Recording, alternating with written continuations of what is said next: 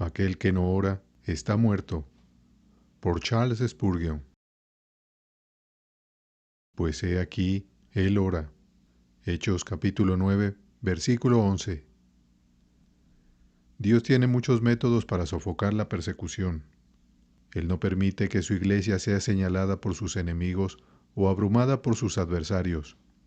Y no le faltan medios para desviar el camino de los impíos o para ponerlos patas arriba. Usualmente, Él logra su objetivo de dos maneras, a veces mediante la confusión del perseguidor y en otras ocasiones de una manera más bendita, mediante su conversión. A veces confunde y desconcierta a sus enemigos, hace que el adivino enloquezca, permite que el hombre que viene contra él sea completamente destruido, le permite conducirse hacia su propia destrucción, y luego al final se vuelve triunfalmente en burla hacia el hombre que esperaba poder decir, «Ajá, ajá, Iglesia de Dios». Pero en otros tiempos, como en este caso, Él convierte al perseguidor. Así, transforma al enemigo en amigo. Hace que el hombre que era un guerrero contra el Evangelio sea un soldado a favor de él. De la oscuridad saca luz, del devorador saca miel. Sí, de corazones de piedra levanta hijos para Abraham. Así fue el caso con Saulo. Es imposible concebir a un fanático más furioso. Había sido salpicado con la sangre de Esteban cuando lo apedraron hasta la muerte. Tan oficioso era en su crueldad que los hombres dejaron sus ropas al cuidado de un joven llamado Saulo. Viviendo en Jerusalén, en el colegio de Gamaliel, constantemente entraba en contacto con los discípulos del hombre de Nazaret. Se burlaba de ellos, los injuriaba, mientras pasaban por la calle. Procuraba decretos en su contra y los hacía matar. Y ahora, como punto culminante, este licántropo, habiendo probado sangre, se vuelve sumamente loco. Decide ir a Damasco para saciarse con la sangre de hombres y mujeres, para atar a los cristianos y llevarlos a Jerusalén, allí para sufrir lo que él consideraba justo castigo por su herejía y desviación de su antigua religión. Pero oh, qué maravilloso fue el poder de Dios. Jesús detiene a este hombre en su loca carrera. Justo cuando con su lanza en ristre se lanza contra Cristo, Cristo lo encontró, lo derribó de su caballo, lo arrojó al suelo y le preguntó, «Saulo, Saulo, ¿por qué me persigues?». Luego, con gracia, le quitó su corazón rebelde, le dio un corazón nuevo y un espíritu recto, cambió su objetivo y propósito, lo llevó a Damasco, lo postró por 3 días y noches, le habló, hizo que sonidos místicos murmuraran en sus oídos, encendió toda su alma, y cuando finalmente se levantó de ese trance de 3 días y comenzó a orar, entonces fue que Jesús descendió del cielo, vino en una visión a Ananías y dijo, «Levántate y ve a la calle que se llama Derecha, y busca en la casa de Judas a uno llamado Saulo, de Tarso, porque he aquí, él ora». Primero, nuestro texto fue un anuncio, «He aquí, él ora». En segundo lugar, fue un argumento, porque «He aquí, él ora». Luego, para concluir, intentaremos hacer una aplicación de nuestro texto a sus corazones. Aunque la aplicación es obra solo de Dios, confiamos en que Él se complacerá en hacer esta aplicación mientras se predica la palabra esta mañana. En primer lugar, aquí hubo un anuncio. Ve y busca a Saulo de Tarso, porque he aquí, él ora.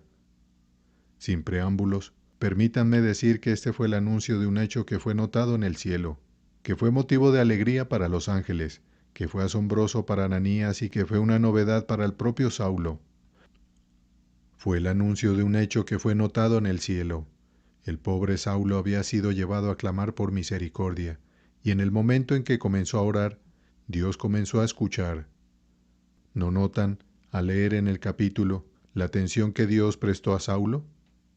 Él conocía la calle donde vivía, ve a la calle que se llama Derecha. Conocía la casa donde residía, pregunta en casa de Judas. Conocía su nombre, era Saulo. Conocía el lugar de donde venía, busca a Saulo de Tarso. Y sabía que había orado, porque he aquí, él ora. Oh, es un hecho glorioso que las oraciones sean notadas en el cielo. El pobre pecador de corazón quebrantado sube a su habitación, se arrodilla, pero solo puede pronunciar su lamento en el lenguaje de los suspiros y las lágrimas. Miren, ese gemido ha hecho que todas las arpas del cielo vibren con música. Esa lágrima ha sido capturada por Dios y puesta en el lacrimario del cielo para ser perpetuamente preservada. El suplicante, cuyos miedos le impiden hablar, será bien entendido por el Altísimo. Puede derramar solo una lágrima apresurada, pero la oración es la caída de una lágrima. Las lágrimas son los diamantes del cielo, los suspiros son parte de la música del trono de Jehová, porque aunque las oraciones sean la forma más simple de discurso que los labios infantiles pueden intentar, también son al mismo tiempo los más sublimes tonos que llegan a la majestad en lo alto. Permítame detenerme un momento en este pensamiento. Las oraciones son notadas en el cielo. Oh, sé cuál es el caso con muchos de ustedes. Piensan, si me vuelvo a Dios, si lo busco, seguramente soy tan insignificante, tan culpable y vil, que no sé si puedo imaginar que Él me preste atención. Mis amigos, no alberguen tales ideas paganas. Nuestro Dios no es un Dios que se sienta en un sueño perpetuo, ni se viste con una oscuridad tan densa que no pueda ver. No es como Baal, que no oye. Es cierto que puede no preocuparse por las batallas, no le importa el boato y la pompa de los reyes, no escucha el estruendo de la música marcial, no considera el triunfo y el orgullo del hombre, pero donde quiera que haya un corazón lleno de dolor, donde quiera que haya un ojo empañado de lágrimas, donde quiera que haya un labio tembloroso de agonía, donde quiera que haya un profundo gemido o un suspiro penitente, el oído de Jehová está bien abierto. Lo apunta en el registro de su memoria. Coloca nuestras oraciones como pétalos de rosa entre las páginas de su libro de remembranzas, y cuando el volumen se abra al fin, de él brotará un fragante aroma. Oh, pobre pecador del carácter más negro y vil, tus oraciones son escuchadas e incluso Dios ha dicho de ti, he aquí, él ora. ¿Dónde fue? ¿En un granero? ¿Dónde fue? ¿En el closet? ¿Fue en tu lecho esta mañana o en este salón? ¿Estás ahora dirigiendo tu mirada al cielo? Habla, pobre corazón. ¿Acaso escuché tus labios murmurar hace un momento, Dios, ten misericordia de mí, pecador? Te digo, pecador, hay algo que supera al telégrafo. Sabes que ahora podemos enviar un mensaje y recibir una respuesta en pocos momentos, pero leo algo en la Biblia más veloz que el fluido eléctrico. Antes que clamen, responderé yo. Mientras aún hablan, yo habré oído. Así que entonces, pobre pecador, eres notado, sí, eres escuchado por aquel que está sentado en el trono. Una vez más, este fue el anuncio de un hecho alegre para el cielo. Nuestro texto está precedido por «He aquí», porque, sin duda, nuestro Salvador mismo lo consideró con alegría. Solo una vez leemos de una sonrisa reposando en el rostro de Jesús, cuando levantando sus ojos al cielo, exclamó, «Te alabo, Padre, Señor del cielo y de la tierra, porque escondiste estas cosas de los sabios y entendidos, y las revelaste a los niños. Sí, Padre, porque así te agradó». El pastor de nuestras almas se regocija en la visión de sus ovejas seguramente dobladas, triunfa en espíritu cuando trae un vagabundo a casa. Concibo que cuando él habló estas palabras a Ananías, una de las sonrisas del paraíso debe haber brillado en sus ojos. He aquí, he ganado el corazón de mi enemigo. He salvado a mi perseguidor. Incluso ahora él está doblando la rodilla ante mi estrado. He aquí, él ora. Jesús mismo lideró el canto, regocijándose sobre el nuevo converso con cánticos. Jesucristo se alegró y se regocijó más por esa oveja perdida que por las 99 que no se extraviaron. Y los ángeles también se regocijaron, porque cuando uno de los elegidos de Dios nace, los ángeles se paran alrededor de su cuna. Él crece y cae en pecado. Los ángeles lo siguen, rastreándolo en todo su camino. Contemplan con tristeza sus numerosos extravíos. La bella Peri derrama una lágrima cada vez que ese amado peca. Pronto el hombre es traído bajo el sonido del Evangelio. El ángel dice, he aquí, él comienza a oír. Espera un poco, la palabra se hunde en su corazón, una lágrima corre por su mejilla y finalmente clama desde lo más profundo de su alma, Dios, ten misericordia de mí. Mira, el ángel bate sus alas, sube volando al cielo y dice, hermanos ángeles, escúchenme, he aquí, él ora. Entonces hacen sonar las campanas del cielo, tienen un júbilo en la gloria. De nuevo gritan con voces alegres, porque verdaderamente les digo, hay gozo en el cielo entre los ángeles de Dios por un pecador que se arrepiente. Nos observan hasta que oramos y cuando oramos dicen, he aquí, él ora. Además, queridos amigos míos, puede haber otros espíritus en el cielo que se regocijen, además de los ángeles. Esas personas son nuestros amigos que han partido antes que nosotros. No tengo muchos parientes en el cielo, pero tengo uno a quien amo mucho, que, no lo dudo, a menudo oraba por mí, porque me cuidó cuando era niño y me crió durante parte de mi infancia, y ahora está sentada ante el trono de gloria, arrebatada de repente.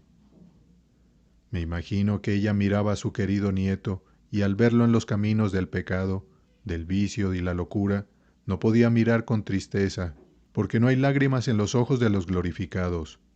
No podía mirar con pesar, porque no puede conocer tal sentimiento ante el trono de Dios. Pero ¡ay! Ese momento cuando por gracia soberana fui constreñido a orar, cuando a solas doblé la rodilla y luché, me parece verla mientras decía, he aquí, él ora, he aquí, él ora. Oh, puedo imaginar su semblante. Parecía tener dos cielos por un momento, una doble dicha, un cielo en mí así como en ella misma, cuando podía decir, he aquí, él ora. Ah, joven, ahí está tu madre caminando por las calles de oro. Te está mirando en esta hora. Te cuidó, en su pecho te acostaste cuando eras solo un niño, y te consagró a Jesucristo. Desde el cielo, te ha estado observando con esa intensa ansiedad que es compatible con la felicidad. Esta mañana te está mirando. ¿Qué dices, joven? Cristo por su misericordia dice en tu corazón, ven a mí. ¿Derramarás la lágrima de arrepentimiento? Me parece ver a tu madre mientras exclama, he aquí, él ora. Una vez más se inclina ante el trono de Dios y dice, te doy gracias, oh tú siempre bondadoso, porque el que fue mi hijo en la tierra, ahora se ha convertido en tu hijo en la luz. Pero si hay alguien en el cielo que tiene más gozo que otro por la conversión de un pecador, es un ministro, uno de los verdaderos ministros de Dios. Oh, mis oyentes, poco imaginan cuánto aman las almas los verdaderos ministros de Dios. Quizás piensan que es trabajo fácil estar aquí parado y predicarles. Dios sabe que si eso fuera todo, sería un trabajo fácil. Pero cuando pensamos que cuando les hablamos, su salvación o condenación, en cierta medida, depende de lo que decimos, cuando reflexionamos que si somos vigilantes infieles, vuestra sangre requerirá Dios de nuestras manos. Oh, buen Dios, cuando reflexiono que he predicado a miles en mi vida, muchos miles, y tal vez he dicho muchas cosas que no debía haber dicho, me sobresalta, me hace temblar y estremecer. Lutero dijo que podía enfrentar a sus enemigos, pero no podía subir las escaleras de su púlpito sin que sus rodillas chocaran entre sí. Predicar no es un juego de niños, no es algo que se haga sin labor y ansiedad. Es un trabajo solemne, es un trabajo temible si lo consideras en relación con la eternidad. Ah, cómo ora por ustedes el ministro de Dios. Si hubieran escuchado junto a la ventana de su habitación, lo habrían oído gimiendo cada domingo por la noche por sus sermones, porque no había hablado con más efecto. Lo habrían oído suplicando a Dios, ¿quién ha creído a nuestro mensaje? ¿Sobre quién se ha manifestado el brazo del Señor? Ah, cuando los observa, desde su descanso en el cielo, cuando los ve orando, cómo aplaudirá con las manos y dirá, he aquí el Hijo que me has dado, he aquí, Él ora. Estoy seguro de que cuando vemos a alguien llegar a conocer al Señor, nos sentimos muy parecidos a alguien que ha salvado a un semejante de morir ahogado. Hay un pobre hombre en la inundación. Se está hundiendo, está descendiendo, debe ser ahogado. Pero yo me lanzo, lo agarro firmemente, lo levanto en la orilla y lo pongo en el suelo. Llega el médico, lo mira, pone su mano sobre él y dice, temo que esté muerto. Aplicamos todos los medios a nuestro alcance, hacemos lo que podemos para devolverle la vida. Siento que he sido el liberador de ese hombre, y oh, cómo me inclino y pongo mi oído junto a su boca. Al fin, digo, respira, respira. Qué placer hay en ese pensamiento. Él respira, todavía hay vida. Así que cuando encontramos a un hombre orando, gritamos, Él respira. No está muerto, está vivo. Porque mientras un hombre ora, no está muerto en pecados, sino que es traído a la vida, es vivificado por el poder del Espíritu. He aquí, Él ora. Esta fue una noticia gozosa en el cielo, además de ser notada por Dios. Luego, en segundo lugar, esto fue un evento muy asombroso para los hombres. Ananías levantó ambas manos en asombro. Oh, Señor mío, habría pensado que cualquiera oraría menos ese hombre. ¿Es posible? No sé cómo es con otros ministros, pero a veces miro a ciertos individuos en la congregación y digo, bueno, hay muchas esperanzas en ellos. Creo que los tendré. Confío en que hay una obra en marcha, y espero pronto escucharlos contar lo que el Señor ha hecho por sus almas. Pronto, quizás ya no veo nada de ellos, y los extraño por completo. Pero en lugar de eso, mi buen maestro me envía a alguien en quien no tenía esperanzas, un proscrito, un borracho, un réprobo, para alabanza de la gloria de su gracia. Entonces levanto mis manos asombrado, pensando, debería haber pensado en cualquier otro antes que en ti. Recuerdo una circunstancia que ocurrió hace poco. Había un pobre hombre de 60 años. Había sido un marinero rudo, uno de los peores hombres del pueblo. Era su costumbre beber, y parecía estar encantado cuando maldecía y juraba. Sin embargo, entró en la capilla un día de sábado, cuando alguien casi relacionado conmigo predicaba acerca del texto sobre Jesús llorando sobre Jerusalén. Y el pobre hombre pensó, ¿qué? ¿Lloró Jesucristo alguna vez por un desgraciado como yo? Pensaba que era demasiado malo para que Cristo se preocupara por él. Finalmente, se acercó al ministro y dijo, Señor, durante 60 años he estado navegando bajo los colores del diablo. Ya es hora de que tenga un nuevo dueño. Quiero hundir el viejo barco por completo. Entonces tendré uno nuevo y navegaré bajo los colores del príncipe Manuel. Desde ese momento, ese hombre ha sido un personaje de oración, caminando ante Dios con toda sinceridad. Sin embargo, era el último hombre en el que habrías pensado. De alguna manera, Dios elige a los últimos hombres. No le importa el diamante, pero recoge las piedras del río, porque es capaz, de piedras, levantar hijos a Abraham. Dios es más sabio que el químico. No solo refina el oro, sino que transmuta el metal base en joyas preciosas. Toma al más sucio y vil y los transforma en seres gloriosos. Los convierte en santos mientras han sido pecadores, y los santifica mientras han sido impíos. La conversión de Saúl fue algo extraño, pero amados, fue más extraño que tú y yo seamos cristianos. Permíteme preguntarte, si alguien te hubiera dicho, hace unos años, que pertenecieras a una iglesia y serías contado entre los hijos de Dios, ¿qué habrías dicho? Tonterías. No soy uno de los metodistas hipócritas. No voy a tener ninguna religión. Me gusta pensar y hacer lo que quiero. ¿No dijimos eso tú y yo? ¿Y cómo diablos llegamos aquí? Cuando miramos el cambio que ha pasado en nosotros, parece un sueño. Dios ha dejado a muchos en nuestras familias que eran mejores que nosotros. ¿Y por qué nos ha elegido a nosotros? Oh, ¿no es extraño? ¿No podríamos levantar nuestras manos asombrados como lo hizo Ananías y decir, he aquí, he aquí, he aquí, es un milagro en la tierra, un prodigio en el cielo? Lo último que tengo que decir aquí es esto. Este hecho fue una novedad para Saúl mismo. He aquí, él ora. ¿Qué hay de novedoso en eso? Saúl solía ir al templo 2 veces al día, a la hora de la oración. Si lo hubieras acompañado, lo habrías escuchado hablar hermosamente, con palabras como estas: Señor, te doy gracias, porque no soy como los demás hombres, no soy un extorsionista, ni un recaudador de impuestos. Ayuno 2 veces por semana, y doy el diezmo de todo lo que poseo, y así sucesivamente. Oh, podrías haberlo encontrado pronunciando una fina oración ante el trono de Dios. ¿Qué? ¿Nunca había orado antes? No, nunca. Todo lo que había hecho antes no servía para nada, no era oración. He oído hablar de un anciano a quien le enseñaron, cuando era niño, a orar: ruego a Dios que bendiga a mi padre y a mi madre. Y siguió orando lo mismo durante 70 años, cuando sus padres ya estaban muertos. Después de eso, Dios, en su infinita misericordia, tocó su corazón y lo llevó a ver que, a pesar de su constancia en sus formas, nunca había estado orando en absoluto.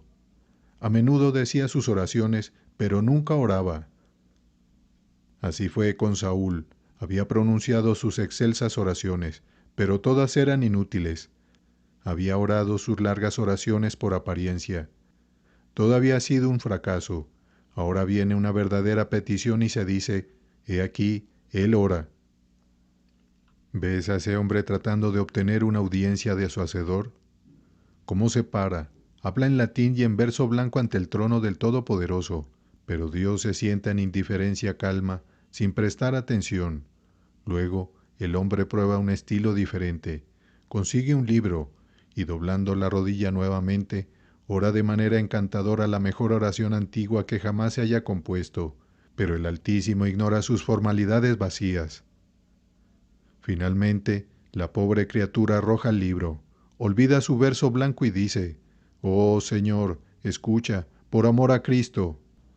Dios dice: lo he escuchado. Ahí está la misericordia que has buscado. Una oración sincera es mejor que 10,000 formas. Una oración que viene del alma es mejor que una miríada de lecturas frías. En cuanto a las oraciones que surgen solo de la boca y la cabeza, Dios las aborrece. Él ama aquellas que vienen profundamente del corazón. Quizás sería pertinente si dijera que hay cientos aquí esta mañana que nunca han orado en su vida. Algunos de ustedes nunca lo han hecho. Hay un joven allá que le dijo a sus padres cuando los dejó que siempre seguiría su forma de oración todas las mañanas y noches, pero él está avergonzado y lo ha dejado. Bueno, joven, ¿qué harás cuando llegue tu hora de morir? ¿Tendrás la palabra clave en las puertas de la muerte? ¿Entrarás al cielo por la oración? No, no lo harás. Serás alejado de la presencia de Dios y serás desechado. En segundo lugar, aquí tenemos un argumento. Pues he aquí, él está orando. Fue un argumento, en primer lugar, para la seguridad de Ananías.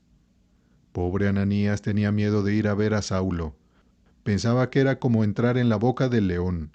Si voy a su casa, pensaba, en cuanto me vea, me llevará a Jerusalén de inmediato, pues soy uno de los discípulos de Cristo. No me atrevo a ir. Dios dice: he aquí, él ora. Bueno, dice Ananías, eso es suficiente para mí. Si él es un hombre de oración, no me hará daño. Si es un hombre de verdadera devoción, estoy seguro.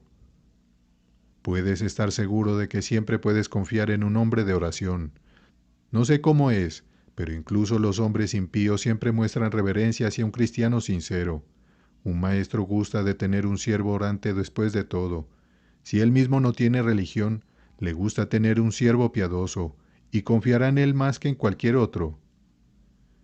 Es cierto, hay algunas personas que profesan orar y no tienen ni un ápice de oración en ellas, pero cuando encuentres a un verdadero hombre de oración, confía en él con oro incontable, porque si realmente ora, no tienes que tener miedo de él. Quien tiene comunión con Dios en secreto puede ser confiado en público. Siempre me siento seguro con un hombre que es un visitante al lugar de misericordia. He escuchado una anécdota de 2 caballeros que viajaban juntos en algún lugar de Suiza. Pronto llegaron al corazón de los bosques, y ya sabe las tenebrosas historias que la gente cuenta sobre las posadas allí, lo peligroso que es alojarse en ellas. Uno de ellos, un incrédulo, le dijo al otro, que era un cristiano: «No me gusta detenerme aquí en absoluto. Es muy peligroso, de hecho». «Bueno», dijo el otro, «vamos a intentarlo». Así que entraron en una casa, pero parecía tan sospechosa que a ninguno de ellos le gustó, y pensaron que preferirían estar en casa en Inglaterra. Pronto el dueño de la posada dijo: «Caballeros, siempre leo y oro con mi familia antes de acostarnos. ¿Me permiten hacerlo esta noche?». «Sí», dijeron, «con el mayor placer». Cuando subieron las escaleras, el incrédulo dijo: «Ahora no tengo miedo en absoluto». «¿Por qué?», dijo el cristiano. «Porque nuestro anfitrión ha orado». «Oh», dijo el otro, «entonces parece que después de todo piensas algo de la religión, porque un hombre ora». Y fue maravilloso como ambos durmieron. Tuvieron dulces sueños, porque sintieron que donde la casa había sido techada por la oración y amurallada con devoción, no se podría encontrar a un hombre vivo que les hiciera daño. Esto entonces fue un argumento para Ananías de que podía ir con seguridad a la casa de Saúl. Pero más que esto, aquí había un argumento para la sinceridad de Pablo. La oración secreta es una de las mejores pruebas de la religión sincera. Si Jesús le hubiera dicho a Ananías: «He aquí, él predica», Ananías habría dicho: «Eso puede hacer y aún así ser un engañador». Si hubiera dicho: «Ha ido a una reunión de la iglesia», Ananías habría dicho: «Puede entrar allí como un lobo con piel de oveja». Pero cuando dijo: «He aquí, él ora», eso fue un argumento suficiente. Un joven viene y me cuenta sobre lo que ha sentido y lo que ha estado haciendo. Al final digo: «Arrodíllate y ora».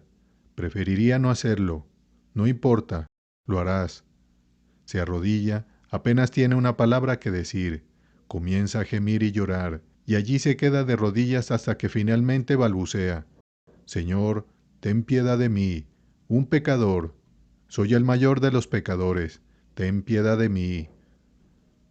Entonces estoy un poco más satisfecho y digo: «No me importaba toda tu charla, quería tus oraciones».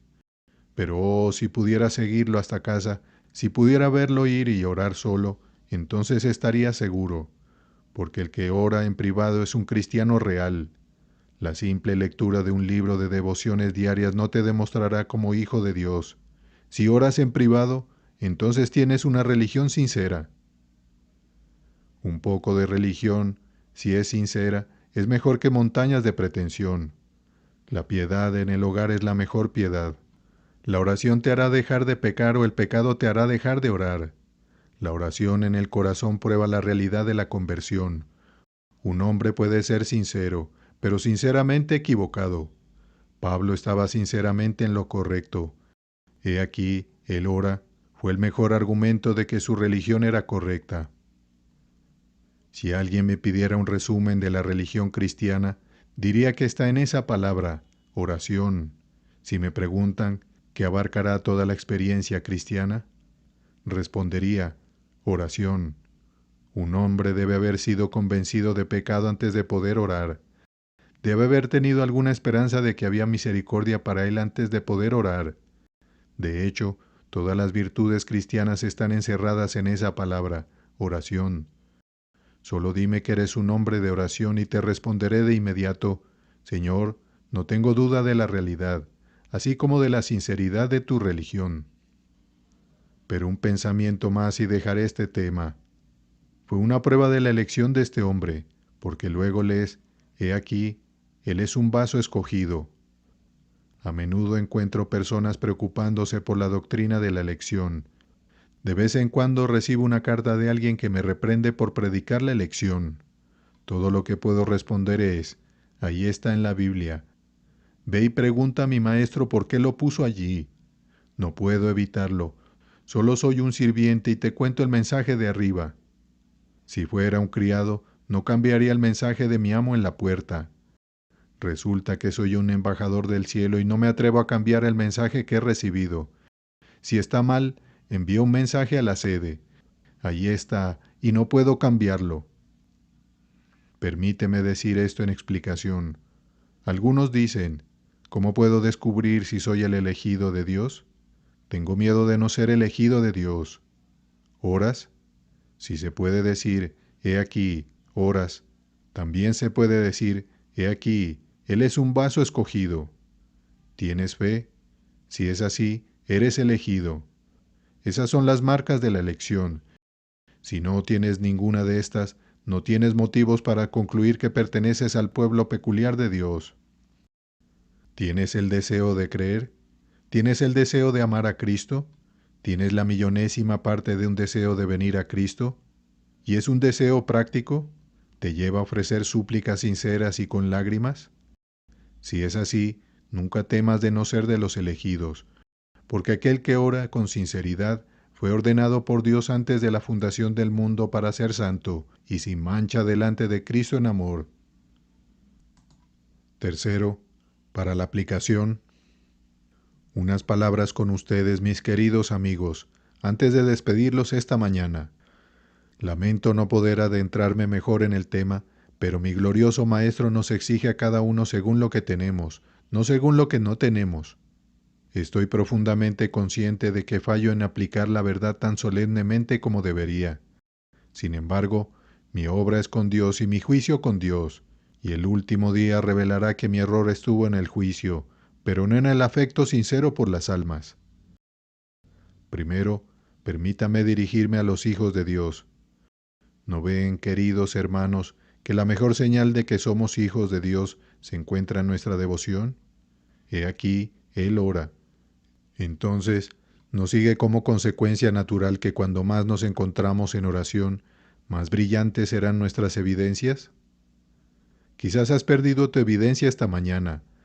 No sabes si eres hijo de Dios o no. Te diré dónde perdiste tu confianza. La perdiste en tu lugar de oración. Siempre que un cristiano retrocede, su desviación comienza en su lugar de oración. Hablo de lo que he sentido. A menudo me he alejado de Dios, nunca hasta caer definitivamente, lo sé, pero a menudo he perdido ese dulce sabor de su amor que una vez disfruté. He tenido que clamar.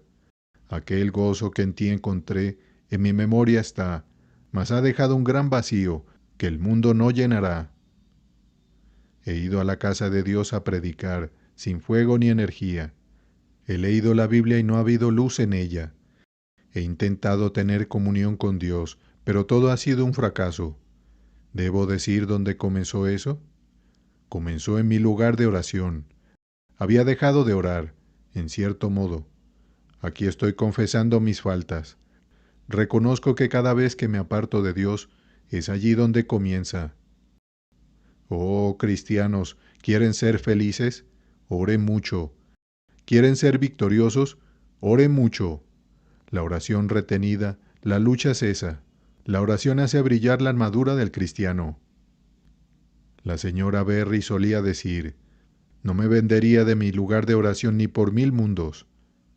El señor Hay dijo, si los 12 apóstoles vivieran cerca de ti y tuvieras acceso a ellos, si esta comunión te apartara del lugar de oración, serían un verdadero daño para tus almas. La oración es el barco que trae a casa la carga más rica, el suelo que produce la cosecha más abundante. Hermano, cuando te levantas por la mañana, tus asuntos apremian tanto que, con una palabra o dos apresuradas, te lanzas al mundo, y por la noche, cansado y fatigado, le das a Dios el último instante del día. La consecuencia es que no tienes comunión con Él. La razón por la que no tenemos más verdadera religión ahora es porque no tenemos más oración. Señores, no tengo una buena opinión de las iglesias de hoy en día que no oran. Voy de capilla en capilla en esta metrópoli y veo congregaciones bastante buenas, pero voy a sus reuniones de oración en las noches de semana y veo a una docena de personas. ¿Puede Dios bendecirlos? ¿Puede derramar su espíritu sobre nosotros mientras existan cosas como estas? Podría hacerlo, pero no sería conforme al orden de su dispensación, porque Él dice, cuando Sión está de parto, da a luz hijos. Vayan a sus iglesias y capillas con el pensamiento de que quieren más oración. Muchos de ustedes no deberían estar aquí esta mañana. Deberían estar en sus propios lugares de adoración. No quiero robar a la gente de otras capillas. Hay suficientes para escucharme sin ellos, pero aunque hayan pecado esta mañana, escuchen mientras están aquí, tanto como les sea posible y les sea provechoso. Ve a casa y dile a tu ministro, Señor, necesitamos más oración. Insiste a la gente en orar más. Haz una reunión de oración, aunque sea solo contigo. Y si te preguntan cuántos estaban presentes, puedes decir, 4. ¿4? ¿Cómo así? Bueno, estaba yo, Dios el Padre, Dios el Hijo y Dios el Espíritu Santo, y hemos tenido una comunión rica y real juntos. Debemos tener un derramamiento de devoción real. ¿O qué será de muchas de nuestras iglesias? Oh, que Dios nos despierte a todos y nos incite a orar, porque cuando oramos seremos victoriosos. Me gustaría llevarte esta mañana como Sansón llevó a los zorros, atar las teas de la oración a ti y enviarte entre los montones de trigo hasta que los quememos todos. Me gustaría provocar un incendio con mis palabras y prender fuego a todas las iglesias hasta que todo humee, como un sacrificio al trono de Dios. Si oras, tienes prueba de que eres cristiano. Cuando menos ores, menor razón tendrás para creer en tu cristianismo. Y si has dejado de orar por completo, entonces has dejado de respirar y puedes temer que nunca hayas respirado en absoluto. Y ahora mi última palabra es para los impíos. Oh, señores, podría desear estar en cualquier otro lugar menos aquí, porque si es una tarea solemne dirigirnos a piadosos, cuánto más cuando llego a tratar con ustedes. Tememos que, por un lado, hablemos de manera que confíen en su propia fuerza, mientras que por otro lado, temblamos de adormecerlos en el sueño de la pereza y la seguridad. Creo que la mayoría de nosotros sentimos alguna dificultad en cuanto a la manera más adecuada de predicarles, no porque dudemos que el Evangelio deba ser predicado, sino porque deseamos hacerlo de manera tal que podamos ganar sus almas. Me siento como un vigía que, mientras guarda una ciudad, está oprimido por el sueño. Cuán fervientemente lucha por despertarse, mientras la debilidad lo abrumaría. El recuerdo de su responsabilidad lo estimula. No le falta voluntad, sino poder, y así espero que todos los vigilantes del Señor estén ansiosos por ser fieles, aunque al mismo tiempo conocen su imperfección. Realmente, el ministro de Cristo se sentirá como el antiguo guardián del faro de Eddystone. La vida le fallaba rápidamente, pero convocando todas sus fuerzas, dio una vuelta más para ajustar las luces antes de morir. Oh, que el Espíritu Santo nos permita mantener el fuego del faro ardiendo, para advertirles de las rocas, bajíos y bancos de arenas que lo rodean, y que siempre los guiemos a Jesús, y no a la libre voluntad o al mérito humano. Si mis amigos supieran cuánto he buscado ansiosamente la dirección divina en el asunto importante de predicar a los pecadores, no se sentirían como algunos de ellos lo hacen, cuando imaginan que los estoy abordando incorrectamente. Quiero hacer lo que Dios me ordena, y si Él me dice que hable a los huesos secos para que vivan, debo hacerlo, aunque no complazca a otros. De lo contrario, sería condenado en mi propia conciencia y condenado por Dios. Ahora, con toda la solemnidad que el hombre puede convocar, permítame decir que un alma sin oración es un alma sin Cristo. Vive el Señor, ustedes que nunca han orado están sin Dios, sin esperanza y extraños a la comunidad de Israel. Ustedes que nunca han conocido qué es un gemido o una lágrima, carecen de piedad vital. Permítanme preguntarles, señores, ¿han pensado alguna vez en qué estado tan terrible se encuentran? Están lejos de Dios y por lo tanto Dios está enojado con ustedes, pues Dios está airado contra el impío todos los días. Oh pecador, levanta tus ojos y contempla el ceño fruncido de Dios, porque Él está enojado contigo. Y les ruego, como se aman a sí mismos, que por un momento contemplen qué será de ustedes si, viviendo como están, al final mueren sin orar. No piensen que una oración en su lecho de muerte los salvará. La oración en el lecho de muerte generalmente es una farsa y no vale nada. Es una moneda que no sonará en el cielo, sino que está marcada por la hipocresía y hecha de vil metal. Tengan cuidado, señores, permítame preguntarles, si nunca han orado, ¿qué harán? Sería bueno para ustedes si la muerte fuera un sueño eterno, pero no lo es. Si se encuentran en el infierno, oh, los tormentos y dolores. Pero no quiero torturar sus sentimientos intentando describirlos. Que Dios les conceda nunca sentir los tormentos de los perdidos. Solo conciban a ese pobre desgraciado en las llamas que dice, «Oh, por una gota de agua para refrescar mi lengua reseca». Vean cómo cuelga su lengua entre sus labios ampollados, cómo escoria y quema el paladar de su boca, como si fuera una tea encendida. Mírenlo clamando por una gota de agua. No voy a describir la escena. Basta con decir que el infierno de los infiernos será para ti, pobre pecador, la idea de que será por siempre. Mirarás hacia el trono de Dios y estará escrito allí, por siempre. Cuando los condenados agiten los hierros ardientes de sus tormentos, clamarán, por siempre.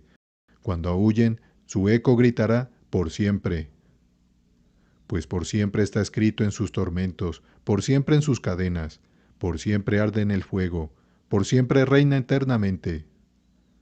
Pensamiento doloroso, si pudiera salir, entonces sería feliz. Si hubiera una esperanza de liberación, entonces podría estar en paz, pero estoy aquí por siempre. Señores, si quieren escapar de los tormentos eternos, si quieren encontrarse entre los bendecidos, el camino al cielo solo se encuentra por la oración a Jesús, por la oración por el Espíritu, por la súplica en su trono de misericordia.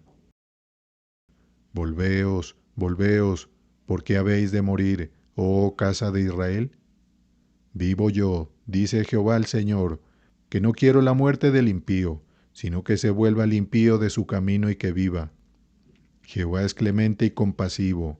Vamos a Él y digamos, Él sanará nuestras apostasías, nos amará gratuitamente y nos perdonará con gracia, por el amor de su Hijo. Oh, si pudiera ganar un alma hoy, me iría a casa satisfecho. Si pudiera ganar 20, entonces me regocijaría. Cuantas más tenga, más coronas llevaré. ¿Llevar? No, las tomaré todas a la vez y las echaré a los pies de Jesús y diré, no a mí, sino a tu nombre sea toda la gloria por siempre. La oración fue designada para comunicar las bendiciones que Dios quiere dar. Mientras vivan, los cristianos deben orar, porque solo mientras oran viven. Y aún así permanecerás en silencio cuando Cristo espera tus oraciones. Mi alma, tienes un amigo en lo alto, levántate y prueba tu interés allí. Es la oración lo que sostiene el alma débil. Aunque el pensamiento esté confuso, el lenguaje falto, ora, si puedes, o si no puedes hablar, ora con fe en el nombre de Jesús.